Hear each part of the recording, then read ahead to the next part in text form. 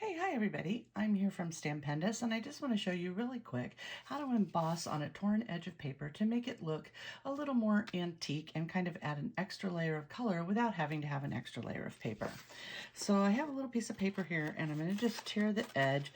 When I tear, I hold with my left hand because I'm right-handed, and my left hand guides the tear, my left thumb. And sometimes it's a little awkward, and I pull towards myself with my right hand.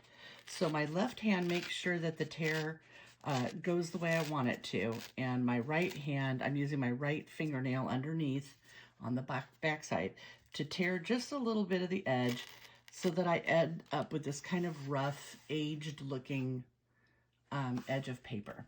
So I want to put a little bit of color on that, and I'm going to do it with embossing powder. Today I'm going to use the Stampendous Seasonings Chunky Metallic Powder. This is a thick, chunky enamel. You can do this with any embossing powder, okay? You can do it with white, with black, with gold, with silver, with whatever you like. I'm just going to use the Seasonings because it's what was on my desk, using it for a lot of other things. And often the Seasonings we sprinkle on and heat from the back because it's a thick enamel that will blow off when you go to heat it. I'm using a VersaMark pad, embossing ink, Watermark ink from Tsukineko to make the edge kind of sticky so that the powder will adhere to it.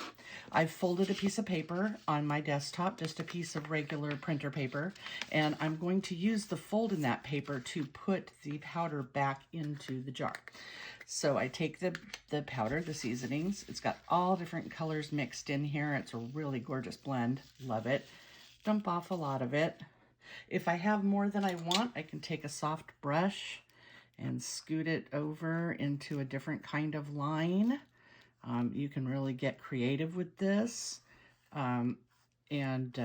You know, it's fun to just kind of play. I think really the best way to learn how to do these things is to just get out some paper. Don't be making a card for your mother-in-law. Just get out some paper and play a little bit with it. So this is going to give us a little interesting torn edge here. Because this powder is so thick and chunky, the air from the heat tool, which doesn't blow a lot of air, your heat tool shouldn't blow a ton of air, is going to blow it off the page. So there's a couple ways to do this. One way is to take your heat tool and heat it up until the air coming out of it is so hot that you can't hold your hand in front of it, right? So when it starts feeling really hot, that's a good time to stop holding your hand in front of it. And if you start really far away until you can see the little granules of powder melting and not blowing around like that. So if we blow around too much, you want to get farther. It'll eventually just start heating until it gets hot enough to melt. Your heat tool needs to be 300 degrees to heat. There you go. You can see it melting now as the tool gets closer to it. So that's one way to do that, but you can see also that some bits are still blowing around. So another way to do it is to come underneath of your heat tool and just heat it from the back side. When you're using cardstock or paper, this works really well. If you're using something thicker, like you're trying to heat it through chipboard and stuff, you can't always heat it with a heat tool from the back side. So then it's a good idea to put it like in an electric skillet with a craft mat in there. To just kind of give you a more consistent heat source that will heat it right through the chipboard. So now you can see that we have this great torn edge that's got a lot of fancy detail to it. If you have bits that you don't want on here, so like if I were, if I had a design on here and I was like, oh, that old black spot really doesn't work for me, you just take a craft knife and just kind of pick that one off really gently because you don't want to scratch the paper too much.